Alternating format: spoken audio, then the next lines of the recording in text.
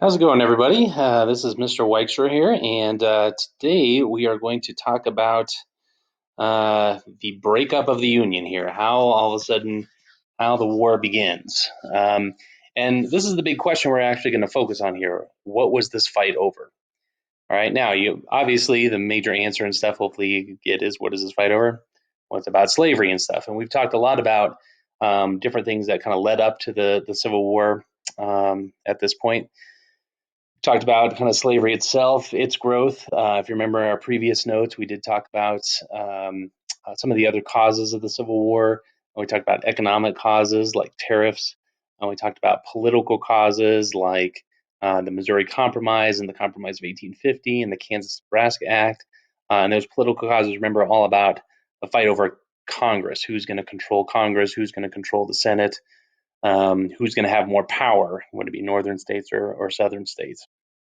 Uh, and then today we're going to talk about a couple other causes, just kind of recap a couple things here, some more kind of specific events and how Northerners and Southerners saw it differently. And then we're going to talk about the election of 1860 and the breakup of the Union and what people were really actually fighting over here. All right. So that's what we're going to focus on today. Okay, so the first thing we're going to talk about here is this: events and pressures and frustrations. Okay, events that happen, Northerners see it one way, Southerners see it another way, and this is going to help break up the Union as well. So you got lots of different kind of causes. Obviously, we talked about slavery, economic causes, political causes, and now these events that really start tearing the nation apart. One of them is the Dred Scott case.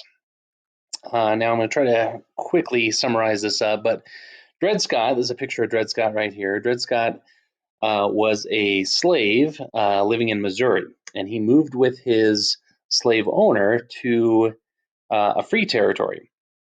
Well, technically, because he went to that free territory, he should have been free because you can't have slaves in that territory. Eventually, he moved back with his slave owner back to Missouri, which was again a free, slave state, and the slave owner died. Now, when slave owners died, that was always a really frightening time and stuff for slaves, because most of the time what happened is all the assets, okay, the house, the property, was all sold and then divided amongst, okay, children or the next of kin or whoever, things like that, including slaves.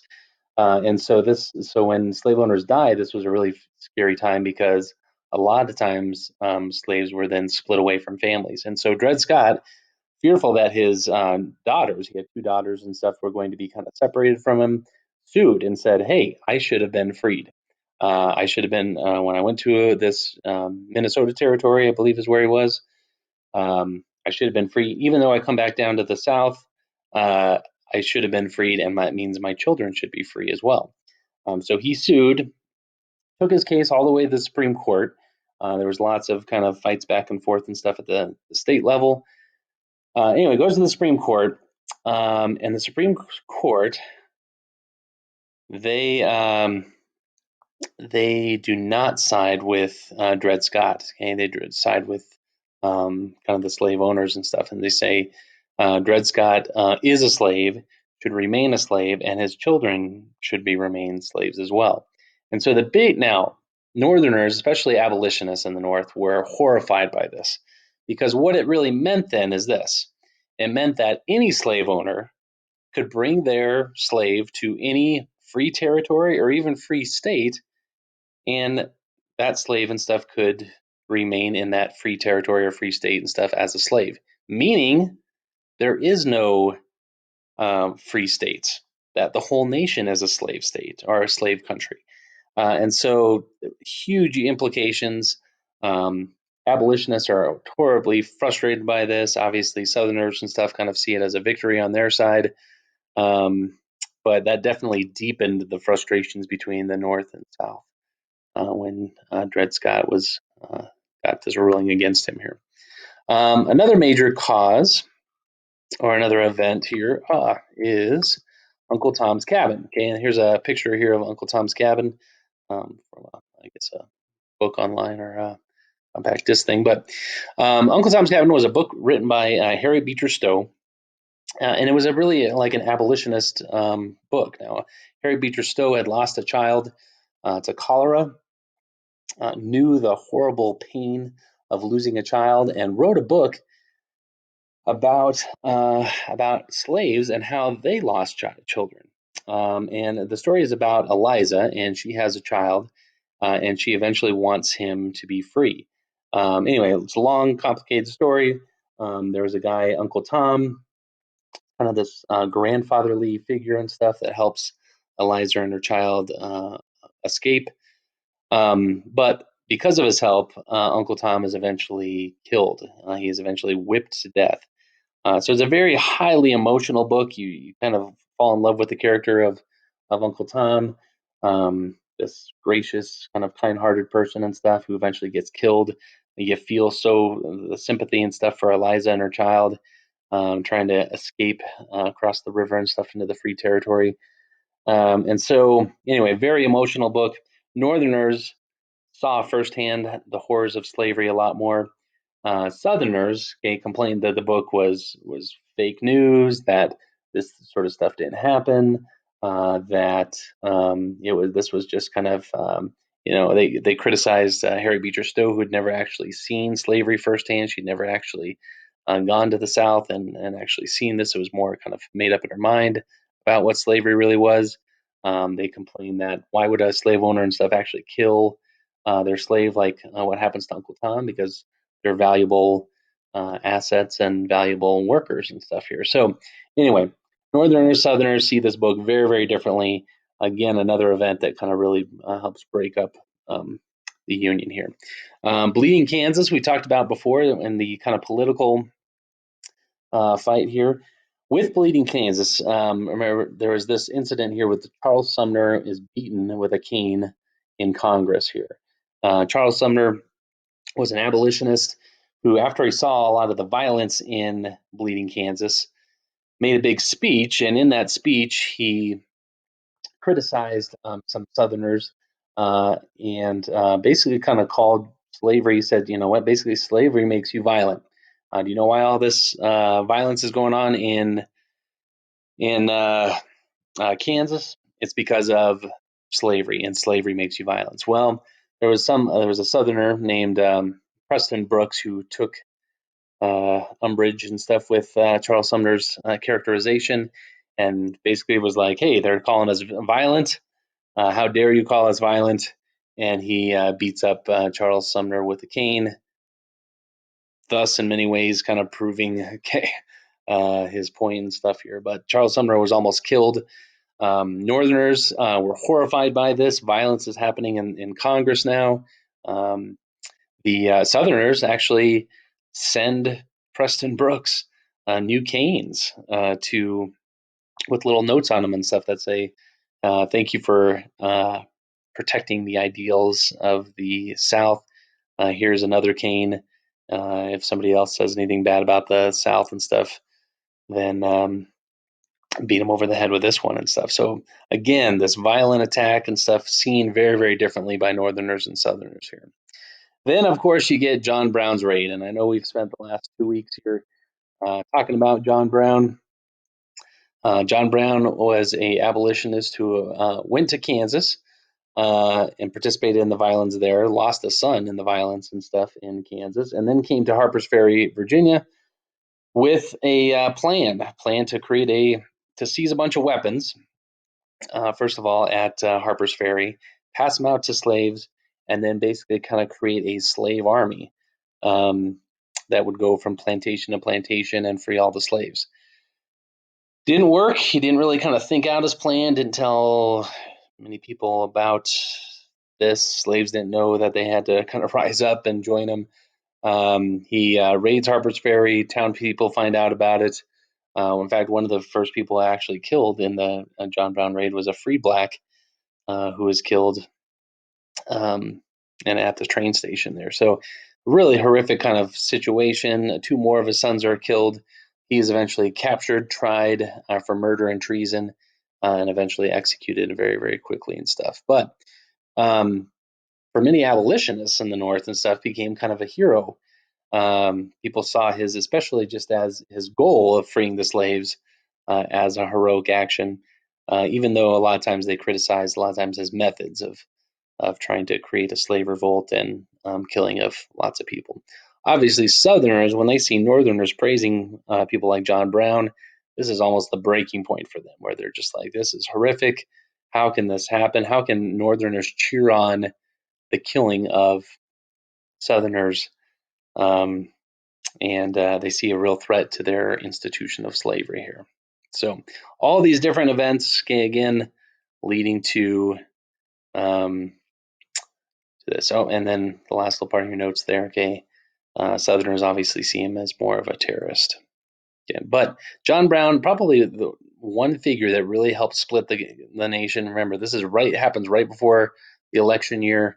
So John Brown would be on the minds of a lot of Northerners and Southerners when the election of 1860 happens here. All right. Let's talk about the election of 1860, because this became kind of a big referendum then about slavery and the future of slavery. In 1860, this is really important to understand here, 4 people run for president of the United States. 4 people. You had Bell, Breckinridge, Douglas, and Lincoln. Now, eventually, okay, obviously Abraham Lincoln wins. He was part of a brand new political party called the Republican Party. There had been a former political party called the Whigs. The Whigs had kind of split up. Some Northern Whigs and stuff a lot of times joined a lot of times the Republican Party. Southern Whigs, a lot of times joined what was called the Constitutional Party. So I think John Bell and stuff was part of the Constitution Party. Democrats, the other political party, was also really split. And eventually they actually elected 2 different people and stuff. One a Northern Democrat, one a Southern Democrat. The Northern Democrat was Douglas, and the Southern Democrat, I believe, was Breckinridge. And so four-way split here in the election, and eventually Abraham Lincoln wins. Now, lots of different views on what should happen, but definitely slavery was the main topic, and the future of slavery. Abraham Lincoln, his big promise was this: to only stop the expansion of slavery. He did not want the West. Okay, I remember he was from Illinois, so he was kind of on this western frontier. He did not want the West to be a place for slavery. He wanted to stop the expansion of slavery. Now, he did say over and over again, he would not touch slavery in the South. He said slaves could keep their slaves. He only wanted to stop the expansion of slavery into the West, right? But Southerners didn't really see that much of a difference. They were worried about a lot of political fears about their power, about if the West did become all free and stuff, then they would be a minority, and eventually they would see kind of their rights, the rights to own slaves, kind of going away here. And so there was definitely a lot of fear, frustration about this election here. All right, and take a look at the election results here. This is an important little thing to take a look at here.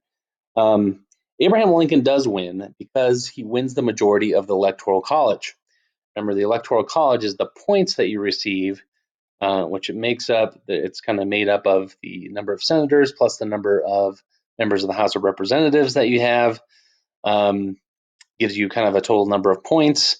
The first person to get a majority of those points and stuff kind of wins. Well, clearly, okay, if you look at this, okay, Abraham Lincoln won a majority of the Electoral College points. But if you look at the popular vote, you got to see this here. Abraham Lincoln only won 40% of the popular vote. All right, meaning 60% of the people of the United States did not vote for Lincoln. So this was a very interesting election where a majority of the population did not vote for the person who won, and they win because of our electoral college system here, and mainly because of this kind of split electoral system here. So anyway, very interesting. Abraham Lincoln will be eventually become one of the most popular presidents we've ever had. But at the time he was elected, he was the least popular president we've ever had, only gaining 40% of the vote. in the election here. So after the election, the South starts to secede. Okay, the word secede, and I think that's up here a little bit, means to break away. All right, so Southern people and stuff no longer believe they had a political voice. They kind of compared it to the Revolutionary War and stuff. They said, hey, no tax. Remember, no taxation without representation. Um, Abraham Lincoln was not even on the ballot in most of the Southern states, so you couldn't even vote for Abraham Lincoln in the South, and Abraham Lincoln still won. And so that was a sign to a lot of Southerners to say, hey, we are losing the kind of our political voice. That no matter what we do, we can vote no on whatever measure comes out, and we will lose and lose and lose and lose. And they saw that as, of course, losing slavery as well. So Southerners began to break away. South Carolina was the first state to secede or break away, followed by Alabama, Florida, Georgia, Louisiana, Mississippi, and Texas. Um, 8 slave states, though, do remain in the Union. Now, this is really key. Not all the South, all Southern states who have slaves do not all break away and try to start their own country here. Several of them stay in the Union. And this becomes really critical into kind of what this war was about. These are the deep South states, the states that had the majority of the slaves, these red ones and stuff here. And they are the first ones to secede. Uh, Eventually, after the events of Fort Sumter, okay, in South Carolina, which we're going to talk about in a second here, several other slave states will secede.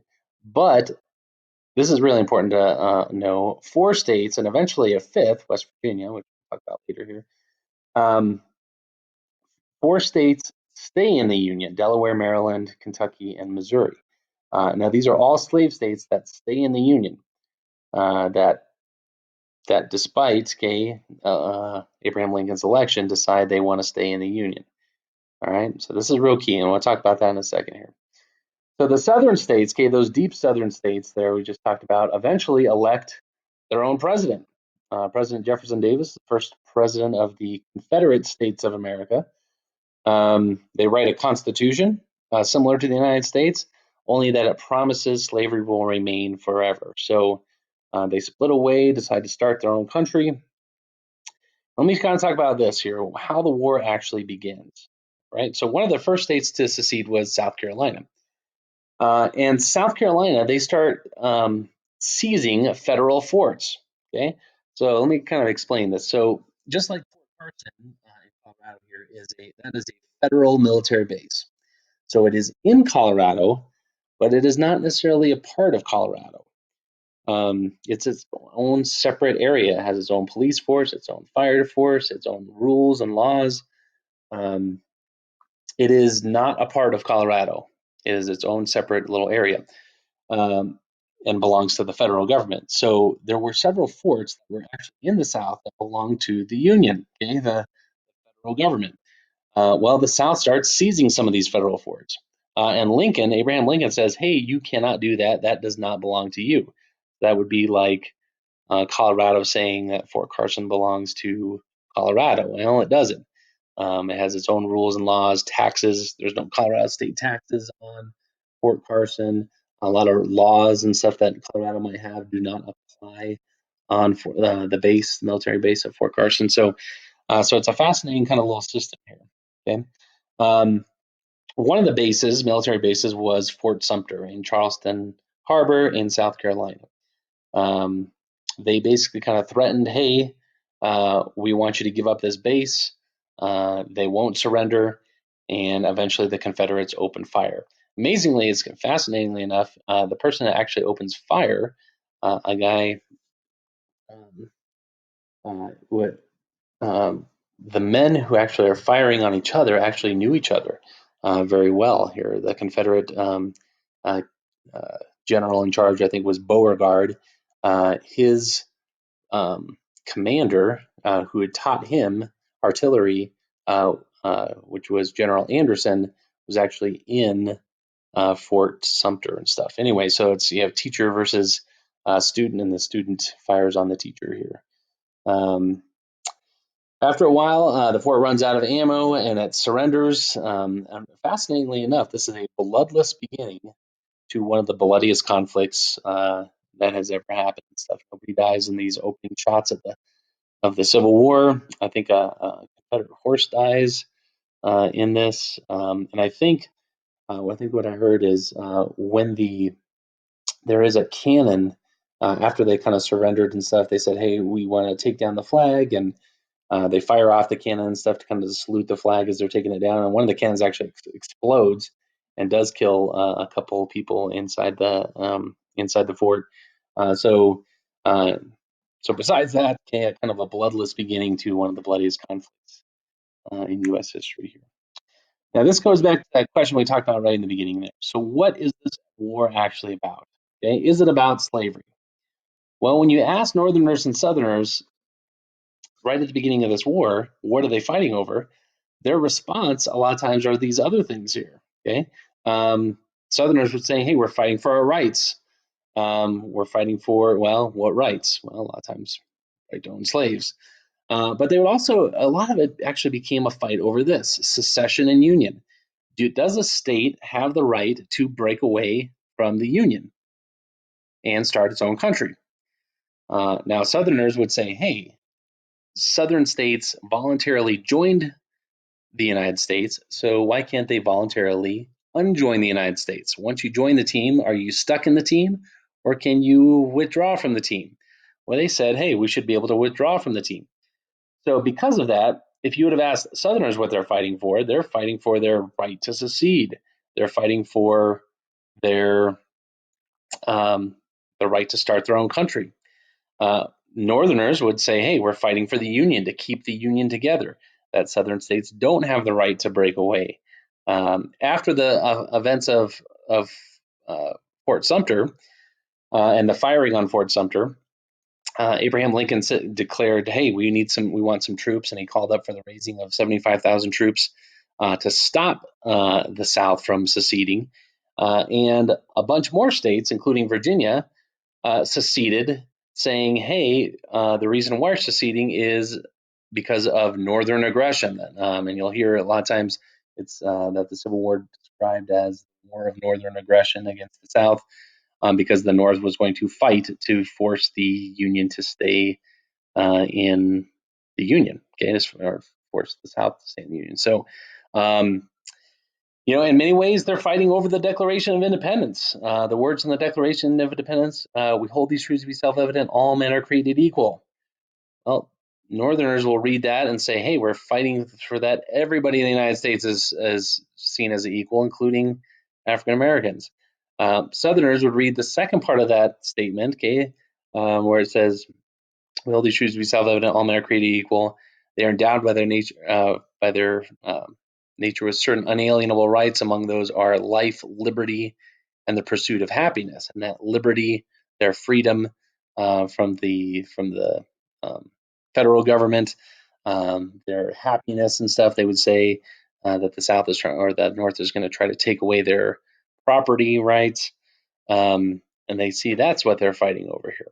And of course, the Declaration of Independence, of course, was, if you remember, during the Revolutionary War, the big fight was, it was basically the British trying to get the Americans not to break away, and so they really saw this as another revolutionary war where they're fighting for their independence, okay, their ability to break away and start their own country. Um, Many ways you're fighting over this. What does it mean to be an American in this republic? Do we believe in equality? Do we believe that all men are created equal here? Do we believe that just because you lose an election, that you have the right to kind of break away and start your own country and stuff? So a lot of major questions in here. But if you would have asked Northerners and Southerners what they're fighting over, most of the time they would not look back to this major topic of slavery. They would have said, Southerners would have said they're fighting for their states' rights, their right to secede, they're fighting because of the Northern aggression. They should say their right to kind of break away and declare their independence from America. Um, Northerners, okay, they would have said a lot of times they're fighting for the Union to keep the Union together. They're fighting for the Republic. All right, they're fighting for these. That this that just because you lose an election doesn't mean you can just kind of break away. Um, they would also look to about there would be definitely abolitionists and stuff who said, hey, we are fighting against slavery and stuff. But it's important to understand that Abraham Lincoln wanted to make sure that this was not about slavery. Because if he said, if this war is about slavery and we're going to end slavery, well, then you might have Delaware, Maryland, Kentucky, Missouri. They might also secede and break away too. And so this was a huge fear of him, of Abraham Lincoln. So if you make it about slavery, you might even have more states secede. So you have to make sure this is not about slavery; it's about union. For Southerners and stuff, remember only like 20% of Southerners actually own slaves. Something like 80% of the South didn't own slaves. So they didn't want to make this about slavery because then you're fighting a war for the rich against the poor. Um, so anyway, fascinating story.